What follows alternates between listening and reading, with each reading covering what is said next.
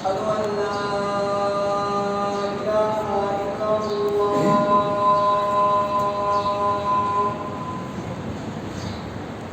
أشهد أن محمدا رسول الله.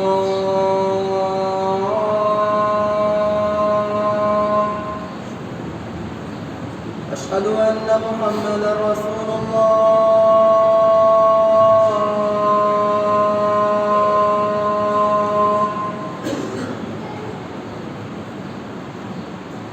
حي على الصلاة.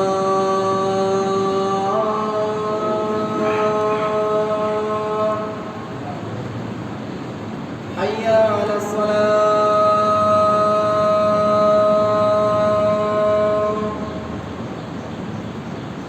حي على الفلاح.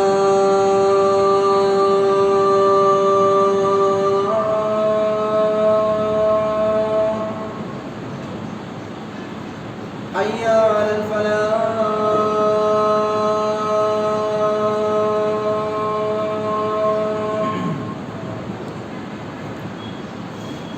الله أكبر الله أكبر لا إله إلا الله.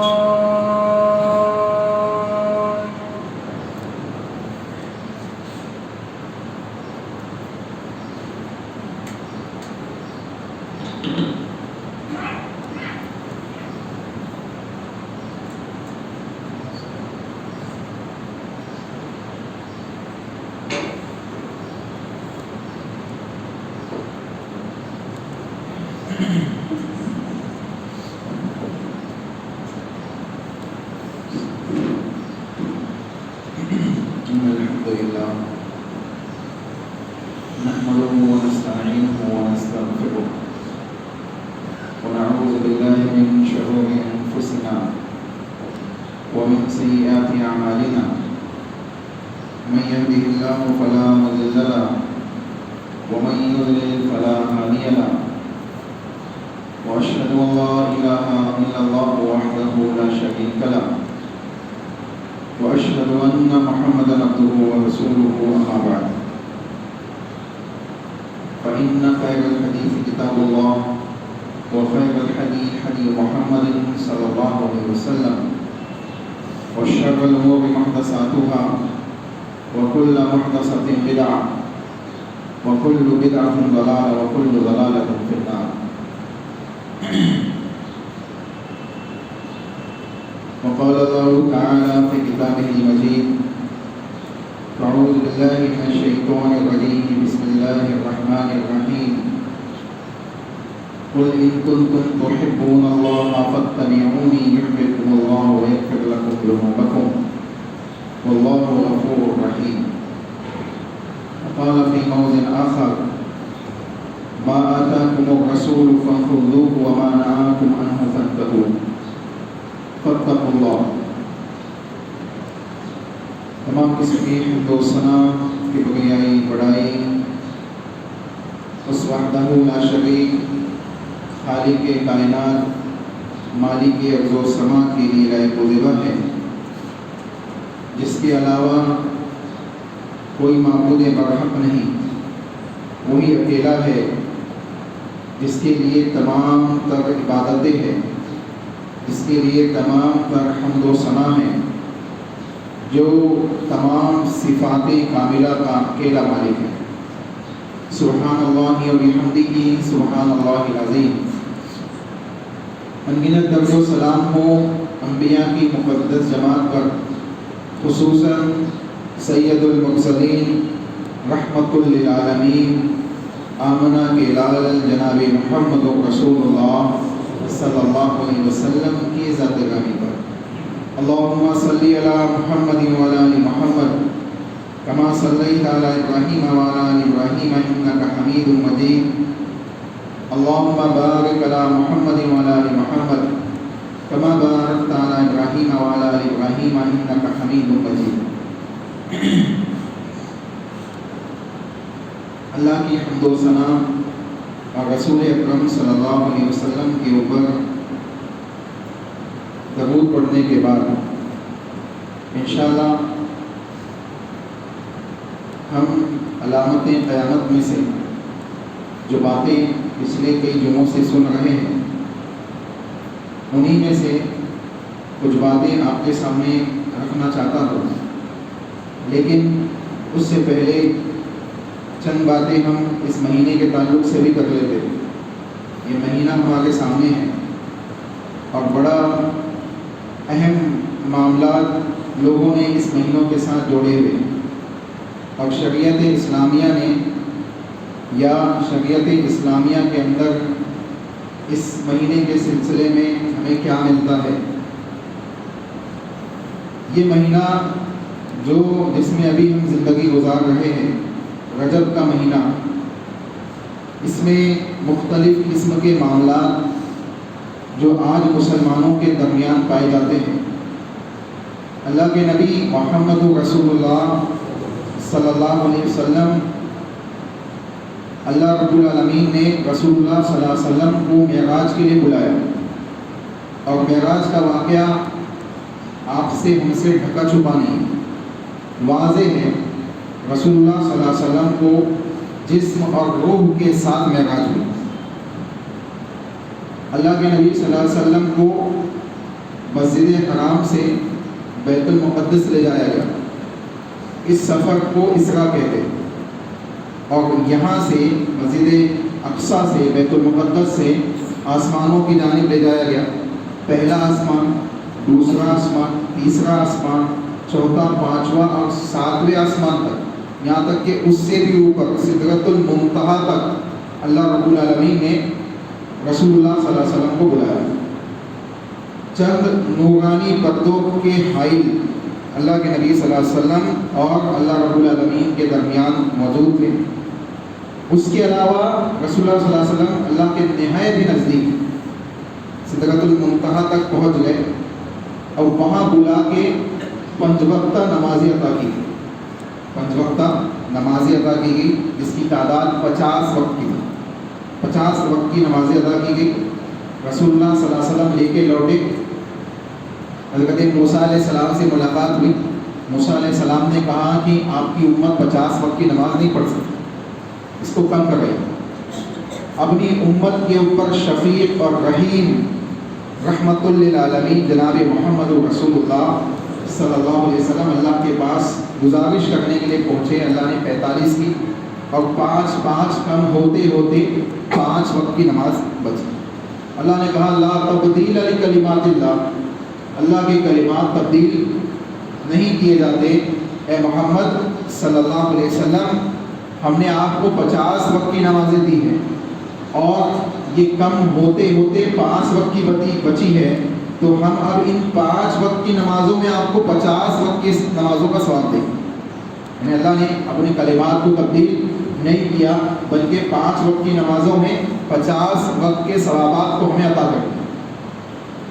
یہ معراج کا واقعہ ہے، اور ہم اس معراج کے واقعے کی نسبت سے بہت سی غلط فہمیوں کے اندر مبتلا ہیں۔ ایک چیز تو یہ ہے جو بعض لوگوں کے درمیان موجود ہے، وہ کہتے ہیں کہ معراج صرف ایک خیال ہے، اس کے علاوہ کچھ نہیں۔ یعنی رسول اللہ صلی اللہ علیہ وسلم کو مسجد حرام سے بیت المقدس تک لے جایا گیا، یہ قرآن سے ثابت ہے، اس سے زیادہ کوئی چیز ثابت نہیں۔ یعنی یہ وہ لوگ ہیں جو کلم طور پہ حدیثوں کا انکار کرتے ہیں، حدیثوں کو نہیں مانتے ہیں، اور معراج کے سلسلے میں موجود تمام حدیثوں کے منکر ہوتے ہیں، اور اس قسم کے دوسری حدیثوں کے منکر ہوتے ہیں۔ بہرحال اب دوسری قسم کے لوگ وہ ہیں جو کہتے ہیں کہ خواب میں معراج ہوئی، معراج خواب میں ہوئی، اور بھی مختلف باتیں ہیں۔ بہرحال صحیح موقف یہ ہے کہ معراج اللہ کے نبی محمد رسول اللہ کو جو ہوئی، مسجد حرام سے مسجد اقصیٰ لے جایا گیا، اور مسجد اقصیٰ میں تمام انبیاء کی امامت اللہ کے نبی نے کرائی۔ تمام انبیاء کا اللہ نے تمام انبیاء کو جمع کیا۔ حضرت جبرائیل علیہ السلام سے رسول اللہ نے پوچھا کہ یہ کون لوگ ہیں؟ اللہ کے نبی کو بتایا گیا کہ یہ وہ تمام انبیاء ہیں جن کو اللہ نے بھیجا دنیا کے اندر، آپ کے منتظر ہے کہ آپ امامت کرائیں۔ اللہ کے نبی نے امامت کرائی، اور وہاں سے رسول اللہ صلی اللہ علیہ وسلم کو اوپر آسمانوں کی جانب لے جایا گیا، اور پھر جب لوٹے اللہ کے نبی صلی اللہ علیہ وسلم تو اسی کیفیات کے ساتھ لوٹائے گئے، یہاں تک کہ راستے کی کئی نشانیاں پہنچنے کے بعد اہل مکہ کو بتائی بھی، تو ایسی کئی چیزیں ہیں جس کو ہم یعنی ان واقعات کے اندر، ان حدیثوں کے اندر دیکھ سکتے ہیں جو معراج کے سلسلے میں۔ بہرحال مقصد کیا ہے بیان کرنے کا؟ مقصد یہ ہے کہ اس مہینے کی 27ویں تاریخ 27 رجب کو ہم معراج کا دن مناتے ہیں، رات مناتے ہیں، اور خصوصیت کے ساتھ جاگتے ہیں، اس میں عبادات کو بجا لاتے ہیں۔ تو 2-3 باتیں اس سلسلے میں سن لیں۔ سب سے پہلی چیز تو یہ کہ معراج جو ہوئی ہے یہ حق ہے، اس میں کوئی شک نہیں، اور اس میں جتنی بھی چیزیں وارد ہوئی ہیں اوتھنٹک حدیثوں سے جو چیزیں ثابت ہے وہ حق ہے، اس کے حق ہونے میں کوئی شبہ نہیں، چاہے وہ انبیاء کا جمع ہونا ہی کیوں نہ ہو، انبیاء کا جمع ہونا ہی کیوں نہ ہو، اللہ کے لیے کوئی مشکل بات نہیں۔ دوسری چیز، معراج کا حق ہونا ثابت ہے، اسی میں ہم کو نماز ادا کی گئی جو سب سے بڑی عبادات میں سے ہے۔ اب اس معراج کے سلسلے میں اہل علم کے درمیان ایک بڑا اختلاف ہے کہ یہ کون سی ڈیٹ میں ہوئی۔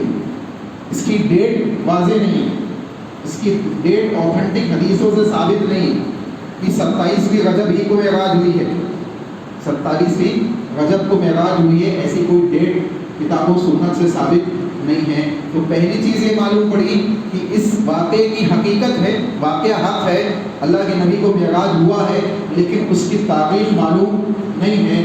کیوں نہیں معلوم ہے؟ کیونکہ اس زمانے میں ڈیٹس نوٹ کرنے کا اہتمام نہیں تھا، اور لوگوں کے درمیان جو چیزیں بڑے واقعات ہوتے تھے اسی کے ذریعے سے ڈیٹس یاد رکھ لیتے تھے۔ جیسے عام الفیل کے نام سے ہاتھیوں کا سوال رکھ دیا کہ ہاتھی والوں کا واقعہ پیش آیا، اللہ نے عذابات نازل کیا ابرہہ کے لشکر پہ، تو صحابی بیان کرتے کہ رسول اللہ کی پیدائش عام الفیل والے سال میں ہوئی، عام الفیل والے سال میں رسول اللہ پیدا ہوئے۔ کب پیدا ہوئے؟ ہاتھی والوں کے واقعات کے 50 دن بعد، 50 یا بعض لوگوں نے 55 بھی لکھا ہے، تو 50 اور 55 دن کے درمیان میں رسول اللہ صلی اللہ علیہ وسلم پیدا ہوئے۔ تو اللہ کے نبی کی پیدائش کے سال کو کیسے یاد رکھا گیا؟ عام الفیل کے نام سے، کہ ہاتھی والا سال، کیونکہ اس زمانے میں لوگوں کے پاس کوئی دوسرا ذریعہ موجود نہیں تھا، تو کوئی خاص واقعہ ہوتا تو اس کے ذریعے سے سال کو یاد رکھ لیا جاتا۔ تیسری چیز، معراج کے سلسلے میں یہ بات ذہن میں رکھیں کہ معراج حق ہے، لیکن معراج کے اندر یا معراج کی رات میں کوئی عبادت رسول اللہ صلی اللہ علیہ وسلم سے ثابت نہیں، کوئی مخصوص عبادت کہ آپ رات کو جاگے، آپ کسی قسم کے نفلی روزے رکھیں، یا آپ اس قسم کی دوسری عبادات کو بجا لائیں، یا شب معراج کے نام سے کوئی نئی نماز کی ابتدا آپ کر دیں، یا اس قسم کی کوئی دوسری چیز اللہ کے نبی محمد رسول اللہ صلی اللہ علیہ وسلم سے ثابت نہیں ہے، رسول اللہ کے صحابہ سے ثابت نہیں ہے، تابعین اعظام سے ثابت نہیں ہے، تبع تابعین سے ثابت نہیں ہے۔ یہ 4 اہم زمانے جو رسول اللہ صلی اللہ علیہ وسلم اور صحابہ سے جڑے ہوئے ہیں، ان زمانوں کے اندر ایسی کوئی چیز ہمیں نہیں ملتی ہے کہ انہوں نے معراج کی رات میں جاگنے کا اہتمام کیا ہو، اس میں کسی مخصوص عبادت کا اہتمام کیا ہو، یا اس مہینے کی خصوصیت کے ساتھ کوئی عید یا کوئی دوسری چیز اس مہینے کے اندر بنائی ہو۔ ہمیں چاہیے کہ ہم اس چیز کو اپنائیں جس کو صحابہ نے اپنایا اور رضی اللہ عنہم اجمعین بن گئے۔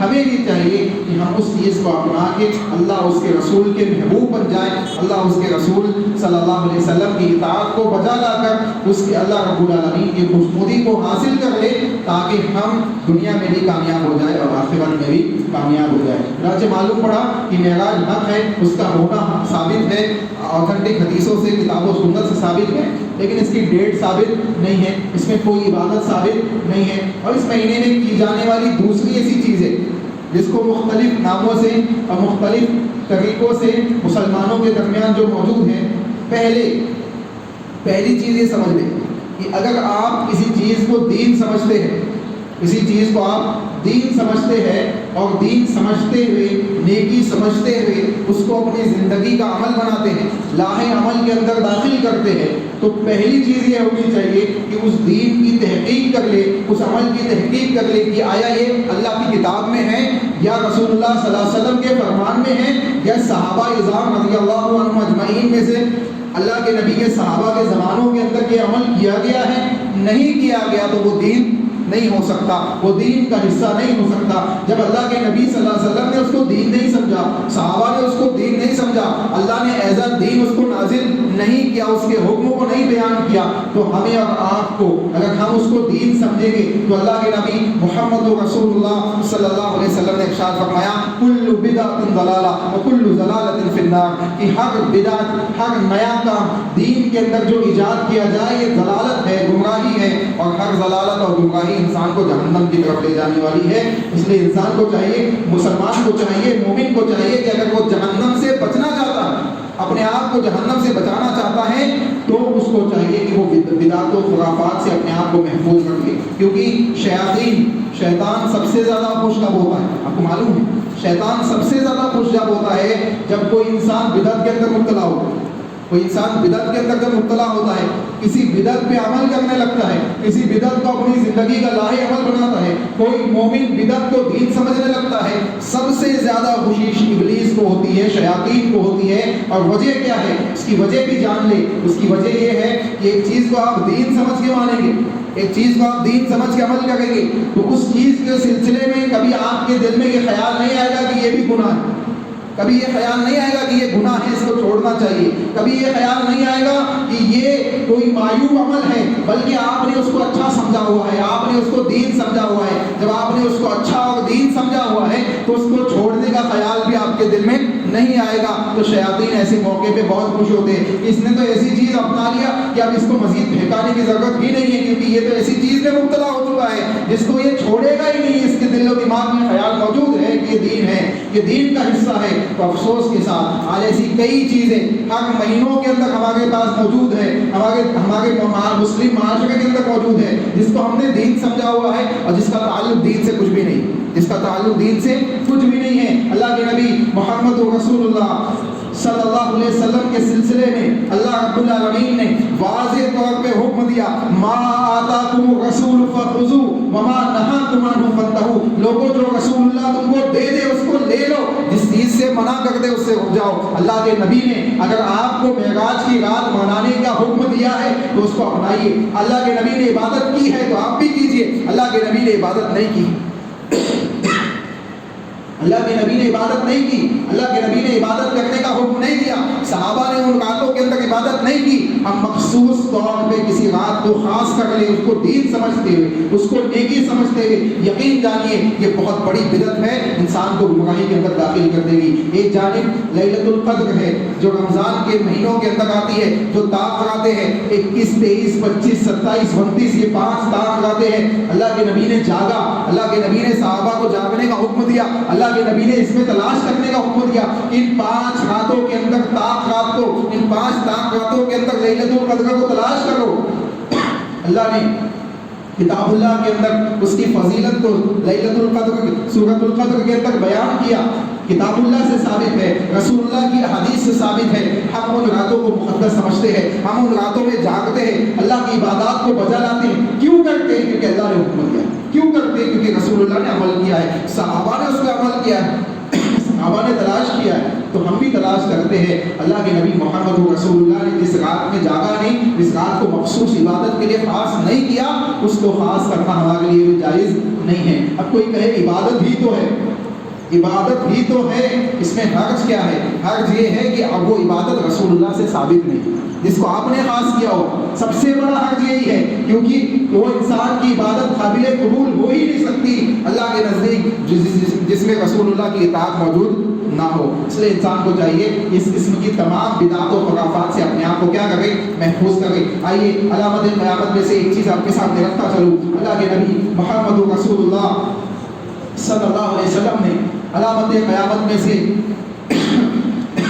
ایک چیز یہ بیان کی ہے کہ آدمی کی عزت کی جائے گی اس کے خوف کی وجہ سے، یعنی ایک انسان عزت کے لائق نہیں ہوگا، لیکن لوگ اس سے خوفزدہ ہو گے، اس سے ڈریں گے اور اس کے خوف اور ڈر کی وجہ سے اس کی عزت کریں گے. اور ایسے بیوقوف اور نااہل لوگوں کو لوگ حکومتوں پہ بٹھا دیں گے، ان کو گدیوں پہ قابض کر دیں گے، جن کے ڈر اور خوف کی وجہ سے ان کی عزت کی جائے گی. دیکھیں یہ تمام چیزیں آج پوری دنیا کے اندر آپ دیکھیں، اس قسم کی چیزیں آپ کو مل جائے گی، اس قسم کی چیزیں آپ اپلائی ہوتے ہوئے دیکھیں گے. لمبی حدیث ہے مسند احمد کی، اللہ کے نبی محمد رسول اللہ صلی اللہ علیہ وسلم نے کئی چیزیں بیان کی ہے. اللہ کے نبی صلی اللہ علیہ وسلم نے بیان کیا کہ مال غنیمت کو لوگ حلال سمجھنے لگیں گے، مال غنیمت کو حلال سمجھنے لگیں گے، امانتوں کو مال غنیمت سمجھنے لگیں گے، زکوٰۃ کو بے دلی کے ساتھ ادا کریں گے. زکوٰۃ دیں گے تو خوش دلی کے ساتھ زکوٰۃ نہیں دیں گے، اور علم حاصل کریں گے اللہ کی رضا کے لیے نہیں، دوسرے مقاصد کے لیے، دنیا کے دوسرے مقاصد کے لیے علم حاصل کریں گے. اور والدین کے سلسلے میں لوگ لاپرواہ ہو جائیں گے، والدین کے حقوق ادا نہیں کریں گے، ان کی نافرمانی کریں گے. اسی طریقے سے اللہ کے نبی نے بیان فرمایا وَأَدْنَىٰ صَدِيقَهُ وَأَقْصَىٰ أَبَاهُ، اور لوگ اپنے دوستوں کے نزدیک ہو جائیں گے اور والدین کے دور، والدین سے دور ہو جائیں گے. وَزَهَرَتِ الْأَصْوَاتُ فِي الْمَسَاجِدِ، اور مسجدوں میں لوگ اپنی آوازوں کو بلند کریں گے، اپنی آوازوں کو لوگ مسجدوں میں بلند کریں گے، بلند آواز سے باتیں کریں گے، جھگڑا کریں گے، اس قسم کے دوسرے معاملات مسجدوں کے اندر انجام دیے جائیں گے. وَسَادَ الْقَبِيلَةِ فَاسِقُهُمْ وَكَانَ زَعِيمُ الْقَوْمِ أَغْزَلَهُمْ، اور سب سے ذلیل اور فاسق شخص جو قوم کا ہوگا لوگ اس کو سردار بنا دیں گے، اس کو کیا کریں گے؟ حاکم بنا دیں گے، سردار بنا دیں گے. اب دیکھیں معاشرے کی یہ تمام کیفیات آج ہم اپنے معاشرے کے اندر دیکھ سکتے ہیں. اللہ کے نبی محمد رسول اللہ صلی اللہ علیہ وسلم نے آگے بیان کیا وَأَكْرِمُ الرَّجُلَ مَخَافَةَ شَرِّهِ، اور آدمی کا لحاظ کیا جائے گا، اس کی عزت کی جائے گی اس کے شر سے بچنے کے لیے، اس کے شر سے بچنے کے لیے اس کی عزت کی جائے گی. لوگ عزت کس لیے کرتے ہیں کہ ان کے نزدیک وہ شخص محترم ہوتا ہے، مقدس ہوتا ہے، اس کا مقام و مرتبہ ہوتا ہے. لیکن یہاں معاملہ قیامت سے نزدیک بدل جائے گا. کیسا معاملہ ہو جائے گا کہ لوگ دوسرے کے خوف، اس کے شر سے بچنے کے لیے اس کی عزت کریں. یہ چیز آپ دیکھ سکتے ہیں معاشرے کے اندر کہ ایسے لوگ موجود ہیں، اگر آپ ان کی عزت نہیں کریں گے تو وہ آپ کو شر پہنچائیں گے، نقصان پہنچانے کی کوشش کریں گے. چنانچہ اللہ کے نبی نے بیان فرمایا کہ یہ چیز عام ہو جائے گی. اس کے بعد بیان کیا گیا وَزَهَرَتِ الْقَيْنَانِ وَالْمَعَازِفِ وَشَرِّبَتِ الْحُرُومِ، اللہ کے نبی نے کہا اور آلات موسیقی عام ہو جائے گی، گانے بجانے کے سامان عام ہو جائیں گے، لوگ اس کو حلال سمجھنے لگیں گے. اور گانے بجانے والیاں عام ہو جائے گی، ان کو حلال سمجھنے لگیں گے لوگ. آلات موسیقی جس کو اللہ نے حرام قرار دیا، حدیث لہو الحدیث بیان کیا جس کے سلسلے میں رسول اللہ صلی اللہ علیہ وسلم نے جس کی اجازت نہیں دی، آج مسلمانوں کے اندر، مسلمانوں کے کئی طبقات کے اندر اس کو حلال سمجھا جاتا ہے اور دینی مجالسوں کے اندر اس کا استعمال کیا جاتا ہے. یہ افسوس کی بات ہے، یہ افسوس کی بات ہے کہ ہم نے اس کو حلال سمجھا ہوا ہے. آگے اللہ کے نبی نے کہا وَشُرِّبَتِ الْخُمُورُ، اور شراب پیا کثرت کے ساتھ پیا جائے، کثرت کے ساتھ لوگ شراب پیئیں گے، شراب کے اندر ڈوب چکے ہوں گے. وَلَعْنَ آخِرُ هَذِهِ الْأُمَّةِ أَوَّلَهَا فَلْيَرْتَقِبْ عِنْدَ ذَلِكَ رَحِيمًا حُمْرَاءُ.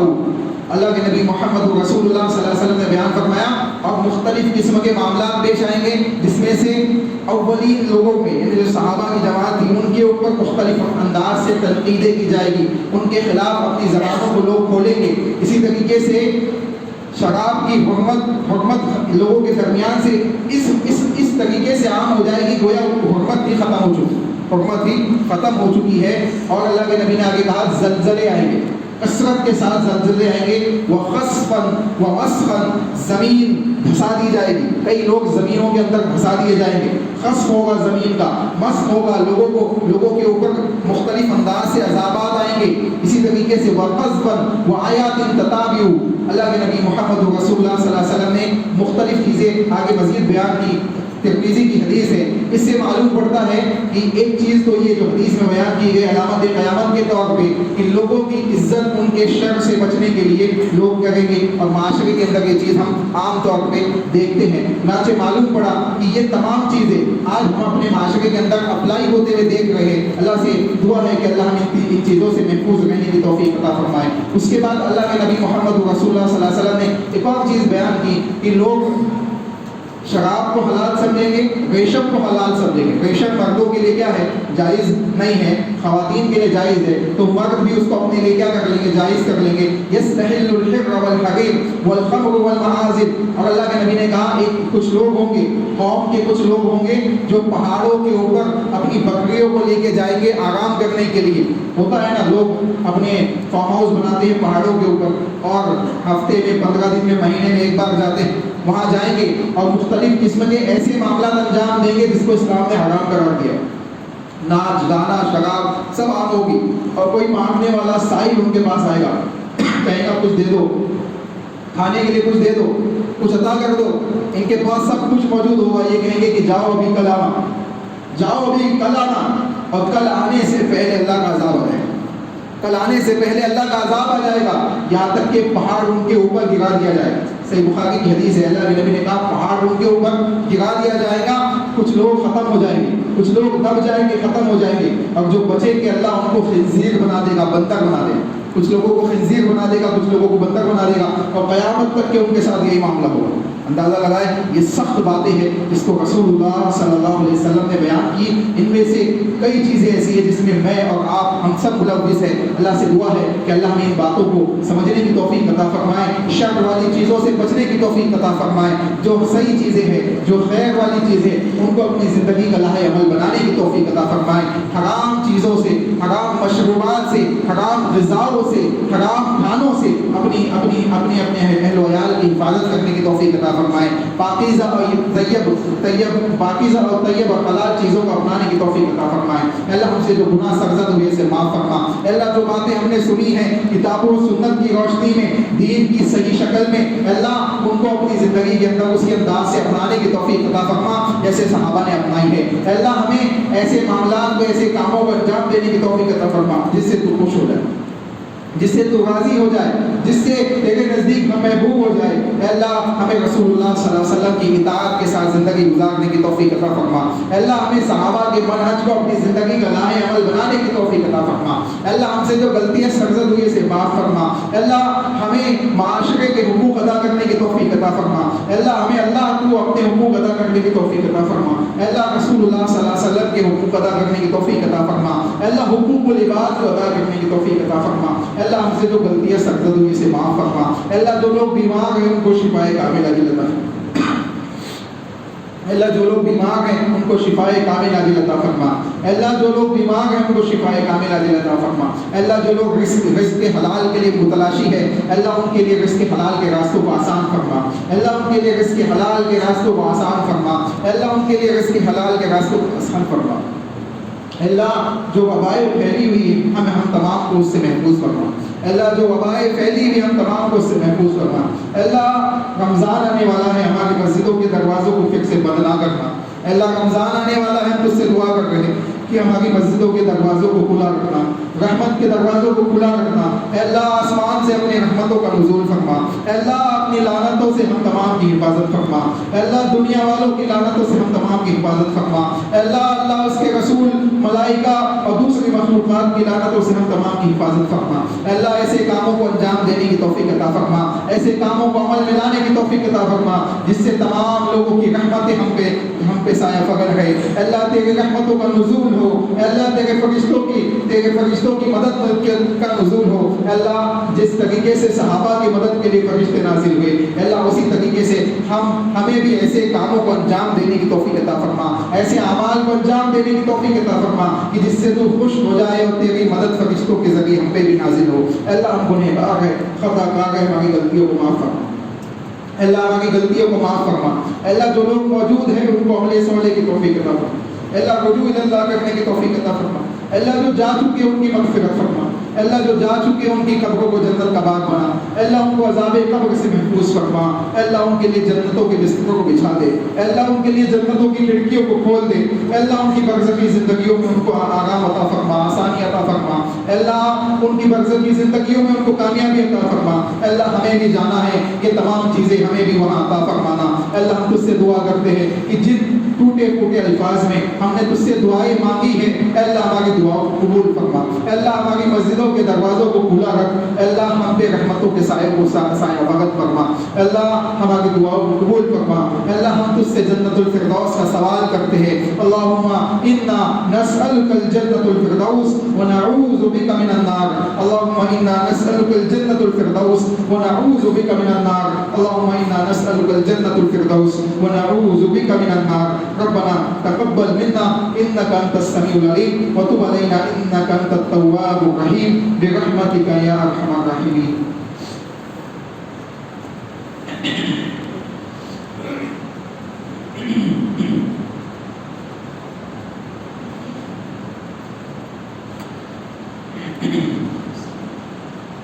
إن الحمد لله نحمده ونستعينه ونستغفره ونعوذ بالله من شرور أنفسنا ومن سيئات أعمالنا، من يهده الله فلا مضل له ومن يضلل فلا هادي له، وأشهد أن لا إله إلا الله وحده لا شريك له، وأشهد أن محمدا عبده ورسوله، أما بعد فأعوذ بالله من الشيطان الرجيم، بسم الله الرحمن الرحيم، إن الله وملائكته يصلون على النبي يا أيها الذين آمنوا صلوا عليه وسلموا تسليما، اللهم صل على محمد وعلى آل محمد كما صليت على إبراهيم وعلى آل إبراهيم إنك حميد مجيد، اللهم بارك على محمد وعلى آل محمد كما باركت على إبراهيم وعلى آل إبراهيم إنك حميد مجيد. عباد الله رحمكم الله، إن الله يأمر بالعدل والإحسان وإيتاء ذي القربى وينهى عن الفحشاء والمنكر والبغي يعظكم لعلكم تذكرون. قوموا إلى الصلاة.